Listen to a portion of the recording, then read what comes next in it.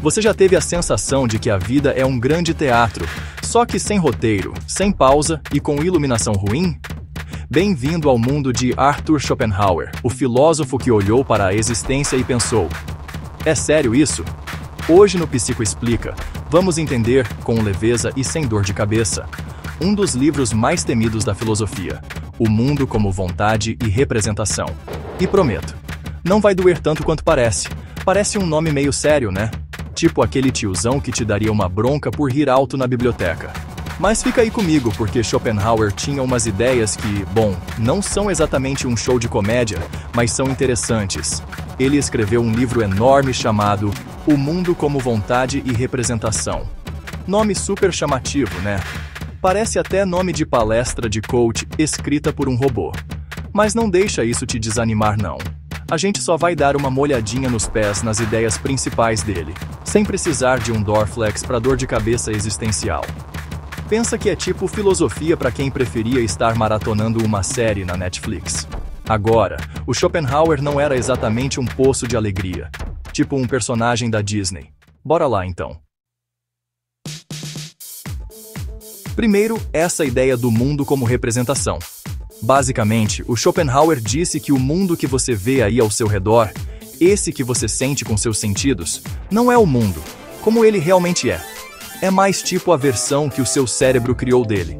Pensa assim, você tá usando um óculos de realidade virtual o tempo todo e não dá pra tirar. O que você vê é convincente, parece real, mas é uma projeção, um showzinho montado pra você, por você mesmo. Então, o mundo que você vive é a representação. A minha geralmente é meio assustadora. Então, se o mundo que a gente vê é só uma representação, tipo um filme mental, qual é o projetor? Qual é a coisa em si que é real de verdade, segundo Schopenhauer? Ele chamou isso de a vontade, com V maiúsculo. Parece importante, né? E é. Mas não é o que você está pensando. Não tem nada a ver com força de vontade, tipo decidir não comer aquele brigadeiro extra. Ah, não. Essa vontade é muito maior. E muito, muito mais, digamos, sem noção. É um impulso cego, inconsciente, que não para nunca. Uma força constante, que está por trás de tudo.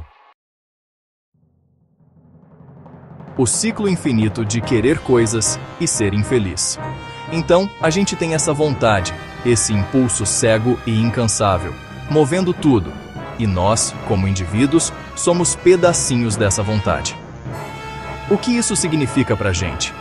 Bom, segundo o Schopenhauer, significa que a gente está basicamente programado para uma vida de sofrimento. Genial! Valeu, Schopenhauer! Era tudo que eu queria ouvir. A vontade, por natureza, é um esforço constante, um querer. E o que acontece quando você quer alguma coisa? Você não tem. E não ter algo que você quer, isso é sofrimento, não é?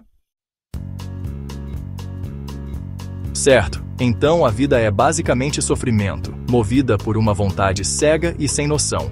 E a gente tá preso numa roda de hamster de desejo e tédio. Pesado, né? Você deve estar pensando, valeu fulano, me animou horrores isso aqui. Mas calma aí, não se joga da ponte ainda. Ou se for, que seja uma ponte baixinha. O Schopenhauer, por mais pra baixo que fosse, ofereceu umas rotas de fuga temporárias. Maneiras de dar uma folga daquela chatice insistente da vontade. Não são soluções permanentes, viu? Ele não era otimista assim, mas umas pausas pequenas. Tipo a pausa pro cafezinho, só que pra alma. Beleza, então demos um rolezinho pelo mundo do Schopenhauer. Foi meio baixo astral, né? O mundo é um show, somos movidos por uma força cega e meio burra.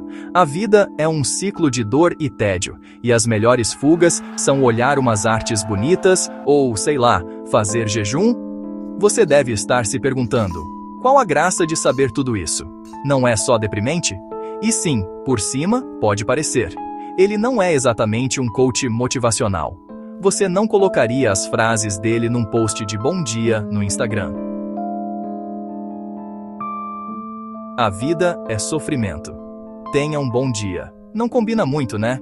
Mas a parada é a seguinte. Às vezes, entender essa bad vibe toda pode, na verdade, ajudar. Se você entende por que se sente de um jeito, por que tá sempre correndo atrás da próxima coisa, por que a satisfação dura menos que um story, isso pode aliviar um pouco a barra. É como conhecer as regras de um jogo que você é obrigado a jogar. Schopenhauer pode parecer sombrio. E talvez ele fosse. Mas sua filosofia é uma tentativa de entender a dor humana sem ilusões. Porque no fundo, ele sabia. Quando a gente encara o sofrimento de frente, ele perde um pouco do poder que tem sobre a gente. E aí, será que agora você entende Schopenhauer, sem dor de cabeça? Ou pelo menos com uma dor mais filosófica? Isso é Psicoexplica. Ideias que fazem sentido, sentidos que fazem pensar. Se curtiu, curta, comente, compartilhe. E não se esqueça, o mundo pode ser vontade. Mas aqui, a gente escolhe refletir.